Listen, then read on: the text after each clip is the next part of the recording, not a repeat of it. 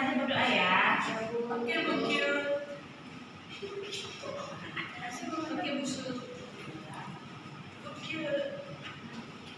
Bu, apa aja rahasia langsung, Bu?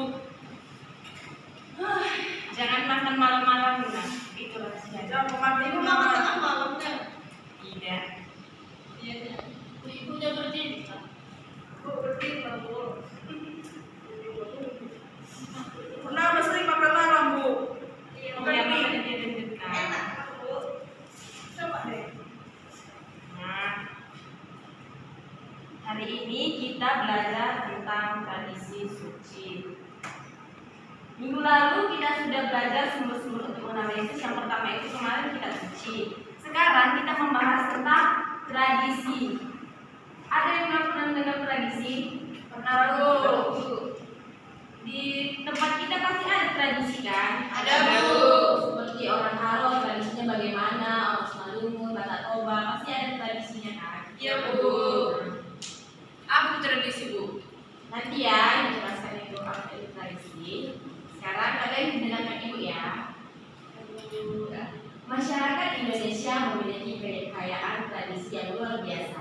Hampir di setiap daerah di Nusantara kita dapat menyaksikan berbagai macam tradisi yang secara turun-temurun masih tetap terpelihara dan tetap dilakukan.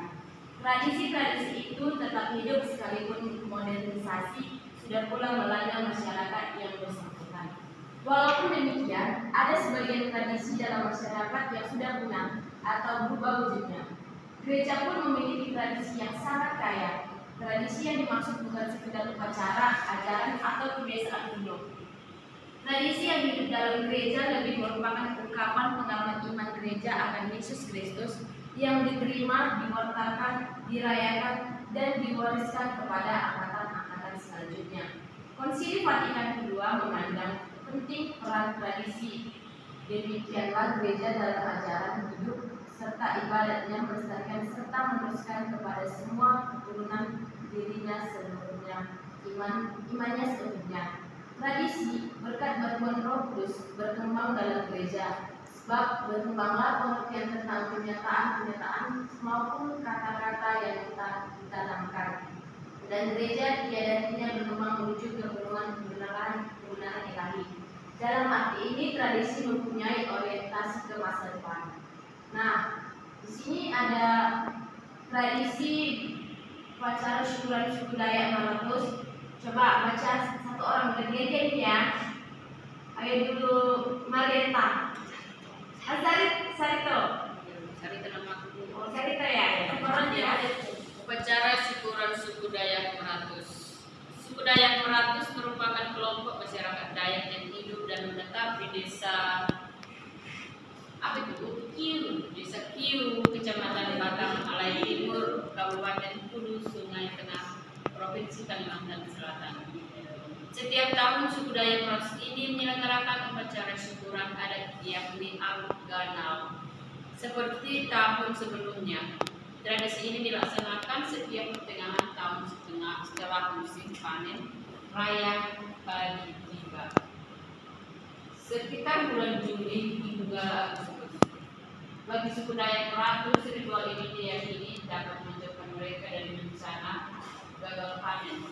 Melalui ritual inilah mereka juga memohon kepada Sang Pencipta agar di musim tahun berikutnya tanaman mereka terhindar dari hama penyakit dan memperoleh hasil panen yang melimpah.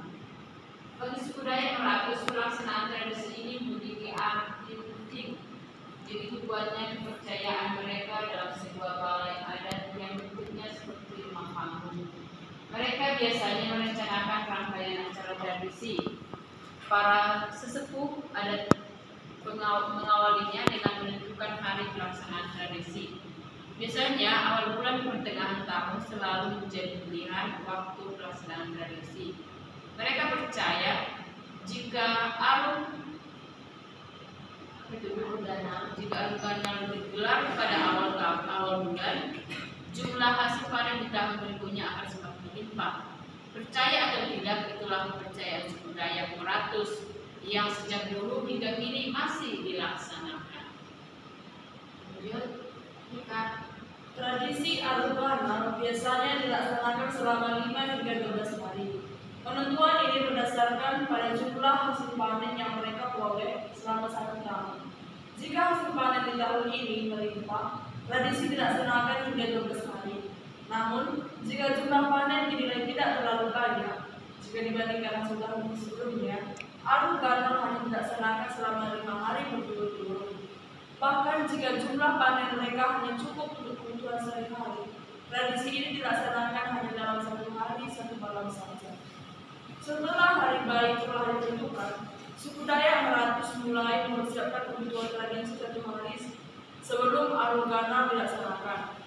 Kaum wanita bertugas mempersiapkan hidangan untuk para peserta ritual dan tamu undangan seperti memasak lamang-lamang. Lamang merupakan beras ketan yang telah dicampur santan, kemudian dimasukkan ke dalam bambu dan dibakar hingga matang. Sementara kaum lelaki menghias balai adat dengan berbagai jenis bunga dan janur kelapa. Nantinya di balai adat inilah tradisi Aru Ganal dilaksanakan.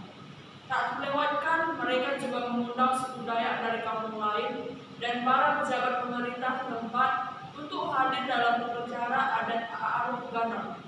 Ketika tradisi Aru Ganal tiba, semua warga Dayak Meratus beserta tamu undangan berkumpul di balai adat di desa Kiu. Saat pelaksanaan tradisi, tidak ada satupun warga Dayak Meratus yang umumnya petani bekerja di ladang. Secara khusus, mereka membuat hari itu sebagai hari libur untuk bekerja. Jika tradisi ini dilaksanakan selama beberapa hari, dalam beberapa hari pula suku Dayak Meratus menjadikannya sebagai hari libur. Lanjut, ya. Biasanya rangkaian tradisi Aru Ganal dimulai hari menjelang malam. Dalam tradisi ini, yang menjadi pemimpin yakni Damang, sebutan bagi ketua adat kampung Dayak Meratus. Ketika Damang membaca mantra dan membakar bunyian, tradisi Aru Ganal pun dimulai. Dalam bahasa Dayak, para peserta tradisi membaca doa kepada Sang Pencipta. Tepat di tengah balai adat terdapat sesaji yang khusus dijadikan persembahan kepada leluhur desa. Setelah berdoa, Damang mulai melakukan ritual pemanggilan roh para leluhur. Suara tabuhan gendang yang dimainkan oleh 4 orang wanita Dayak menjadi media pemanggil roh. Ketika beberapa orang warga Dayak Meratus tampak tidak sadarkan diri, saat itulah roh leluhur diyakini masuk ke dalam tubuh mereka. Tanpa ada yang memerintah, mereka berdiri dan menari mengelilingi sesaji yang diletakkan di tengah balai adat. Seperti memperoleh kekuatan supranatural, mereka menari tanpa henti hingga hari menjelang pagi. Sementara mereka menari, Damang beserta peserta tradisi yang lainnya membaca doa tanpa henti hingga malam berganti pagi. Setelah matahari terbit, Damang kembali membakar kemenyan dan membaca mantra. Dengan bantuan Damang itulah beberapa peserta tradisi yang malam sebelumnya kerasukan roh leluhur kembali sadar. Ketika itu, warga Dayak percaya leluhur telah hadir dan ikut dalam pesta Aru Ganal. Acara tradisi kemudian dilanjutkan dengan makan bersama. Menu utama dalam tradisi ini yakni lamang atau nasi ketan berbungkus kulit bambu yang telah disiapkan sebelumnya. Tanpa ada perbedaan status sosial, setiap peserta tradisi memperoleh lamang dalam jumlah yang sama, tanpa membedakan beberapa hari tradisi Aru Ganal dilaksanakan. Berdoa, menari, serta makan bersama menjadi rangkaian acara yang rutin dilaksanakan mulai hari pertama tradisi hingga tradisi ini usai. Jika tradisi ini dilaksanakan selama 5 hari, suku Dayak Meratus merayakannya selama 5 hari, 5 malam tanpa henti. Begitu juga ketika tradisi Aru Ganal ini berlangsung berlangsung selama 12 hari. Ketika hari tradisi telah mencapai hari terakhir, ritual aruganal diakhiri dengan acara pemberian sedekah. Ketika hari tradisi aruganal usai, suku Dayak Meratus membagikan beberapa bagian dari hasil panen yang telah mereka peroleh kepada warga dan kampung lain. Tidak ada ketentuan khusus berapa bagian yang harus dibagikan, tergantung pada keikhlasan dari warga Meratus sendiri. Bagi suku Dayak Meratus, tradisi ini bukan hanya sebagai perayaan syukur, melainkan juga simbol mempererat persaudaraan dan saling berbagi kepada sesama. Keesokan hari setelah pelaksanaan tradisi aruganal usai, keluarga Dayak Meratus kembali melaksanakan aktivitas keseharian mereka seperti biasa, yakni berladang dan berburu di hutan. Nah, terima kasih ya. Nah, ini adalah tradisi suku Dayak Meratus, yaitu aruganal. Di gereja Katolik juga terdapat tradisi. Salah satunya itu ibadat jalan salib. Coba Purnama baca. Ibadat jalan salib, awal sejarah. Sekitar abad keempat, Santa Helena, ibu Raja Konstantin, melakukan ziarahnya yang sekarang ini dikenal dengan nama Via Dolorosa untuk melihat dari dekat tempat Yesus lahir sampai dimakamkan. Ziarah ini menjadi terkenal dan sangat mudah mencapai tempat-tempat itu, terutama setelah tahun 1199, di mana pasukan perang salib atau Crusader menguasai Yerusalem. Namun sejak tahun 1291, untuk menuju tempat ini, ibadat jalan salib menuju tempat ini menjadi begitu sulit dan mahal karena sudah tidak dikuasai lagi oleh para Crusader. Maka lahirlah tradisi ibadat jalan salib yang bertujuan menghadirkan tanah suci bagi mereka yang tidak dapat berziarah ke sana, juga bagi mereka yang pernah berziarah ke sana untuk tetap mengenalnya. Tahun 1342, Ordo Fransiskan diangkat sebagai ordo yang secara resmi wajib melindungi semua tempat suci di beberapa tempat di Yerusalem. Sejak saat itulah, biarawan-biarawan Fransiskan ini mulai mempopulerkan devosi jalan salib, terlebih sejak Santo Fransiskus Assisi mengalami stigmata.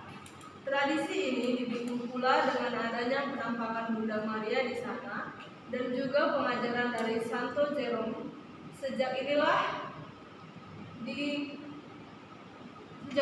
dikenal beberapa versi jalan salib seperti yang ditetapkan oleh Alvarez yang terberkati tahun 1420, Eustosia Emmerich tahun 1465 dan Hetzel.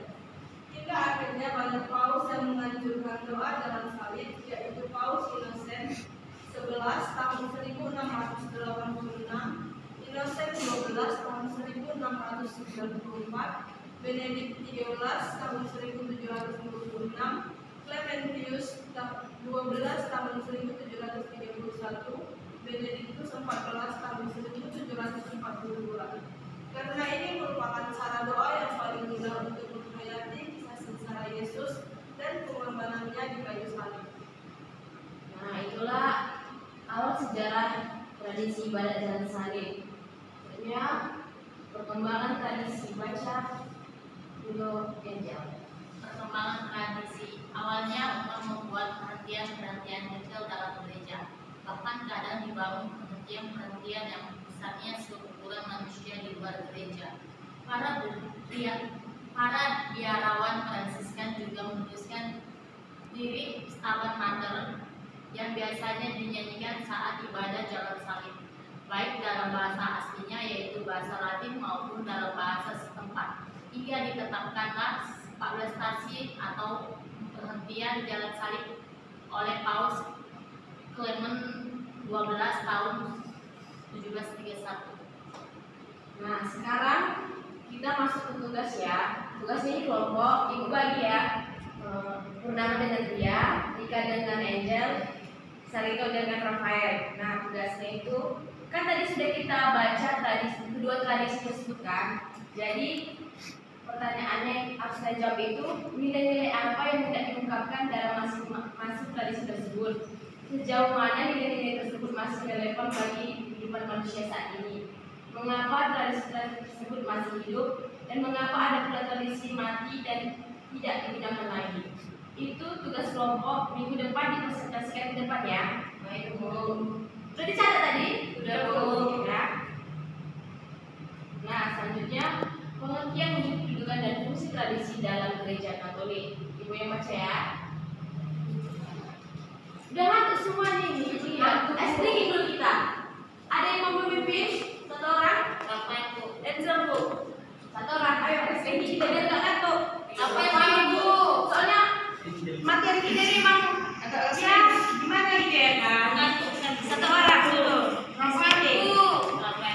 Ayo kita lompat ke depan, lompat ke belakang. Memang ini jam-jamnya ngantuk memang ya kan. Jadi harus kita tidur dan segar. Ayo guys. Tahu diri atas bawah tepuk tangan. Ayo mulai 1, 2, 3 ya. Atas bawah tepuk tangan. Atas bawah tepuk tangan. Tepuk ke kiri, tepuk ke kanan. Berputar tepuk tangan.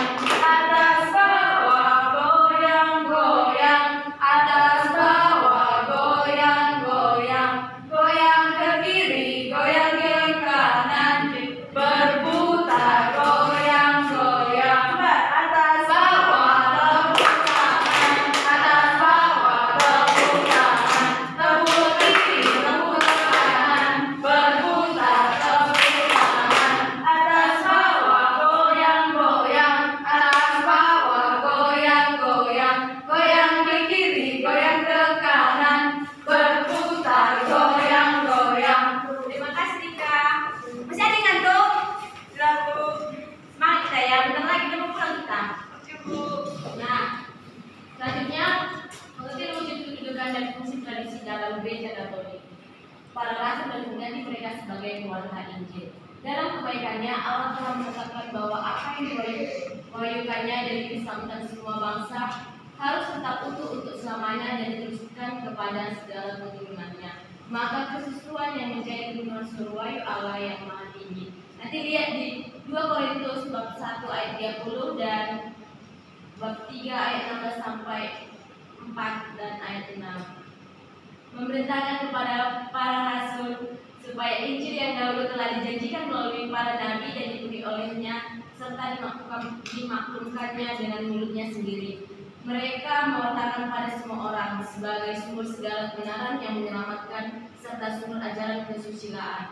Dan dengan demikian dibagikan karunia-karunia ilahi kepada mereka. Perintah itu dilaksanakan dengan setia oleh para rasul yang dalam pewartaan lisan dengan teladan serta penetapan-penetapan meneruskan entah apa yang telah mereka terima dari mulut, pergaulan dan karya Kristus sendiri. Entah apa yang atas dorongan Roh Kudus telah mereka pelajari. Perintah Tuhan dijalankan pula oleh para rasul dan tokoh-tokoh rasuli yang atas ilham Roh Kudus itu juga telah menumbuhkan amanat keselamatan. Adapun supaya Injil senantiasa terpelihara secara utuh dan hidup dalam gereja, para rasul meninggalkan uskup-uskup sebagai pengganti mereka, yang mereka saling mendudukan mereka untuk mengajar. Maka dari itu tradisi suci dan kitab suci perjanjian lama maupun baru bagaikan cermin bagi gereja yang mengembara di dunia, untuk memandang Allah yang menganugerahinya segala sesuatu hingga tiba saatnya gereja dihantar untuk menghadap Allah tatap muka sebagaimana adanya. Lihat 1 Yohanes 3 ayat 2. Nanti lihat di rumah ya anak. Tradisi suci. Oleh karena itu pewartaan para rasul yang secara istimewa diungkapkan dalam kitab-kitab yang diilhami harus dilestarikan sampai kepenuhan zaman melalui penggantian-penggantian yang tiada putusnya. Maka para rasul seraya menuliskan apa yang telah mereka terima sendiri, mengingatkan kaum beriman supaya mereka berpegang teguh pada ajaran-ajaran warisan yang telah mereka terima entah secara lisan entah secara tertulis. dan supaya mereka berjuang untuk membela iman yang sekali untuk selamanya dituliskan kepada mereka. Adapun apa yang telah dituliskan oleh para rasul mencakup segala sesuatu yang membantu umat Allah untuk menjalani hidup yang suci dan untuk berkembang dalam imannya. Demikianlah gereja dalam ajaran hidup serta ibadatnya melestarikan serta meneruskan kepada semua keturunan dirinya seluruhnya, imannya seutuhnya. Tradisi yang berasal dari para rasul itu berkat bantuan Roh Kudus berkembang dalam gereja. Sebab berkembanglah pengertian tentang kenyataan-pernyataan maupun kata-kata yang diturunkan baik karena kaum beriman yang menyimpannya dalam hati, merenungkan serta mempelajarinya, maupun karena mereka menyelami secara mendalam pengalaman-pengalaman rohani mereka, maupun juga berkat pewartaan mereka yang sebagai pengganti dalam martabat uskup menerima karunia kebenaran yang pasti. Sebab dalam perkembangan sejarah gereja tiada hentinya menuju kepenuhan kebenaran ilahi sampai kepenuhilah padanya sabda Allah. Ungkapan-ungkapan para bapa suci memberi kesaksian akan kehadiran tradisi itu. Tradisi itu pun gereja mengenal kanon kitab-kitab suci selengkapnya, dan dalam tradisi itu kitab suci sendiri dimengerti secara lebih mendalam dan tiada hentinya dihadirkan secara aktif. Demikianlah Allah yang dulu telah bersabda, tiada hentinya berwawancara dengan mempelai putranya yang terkasih, dan Roh Kudus yang menyebabkan suara Injil yang hidup bergema dalam gereja, dan melalui gereja dalam dunia mengantarkan umat beriman menuju segala kebenaran dan menyebabkan sampai Kristus menetap dalam diri mereka secara melimpah.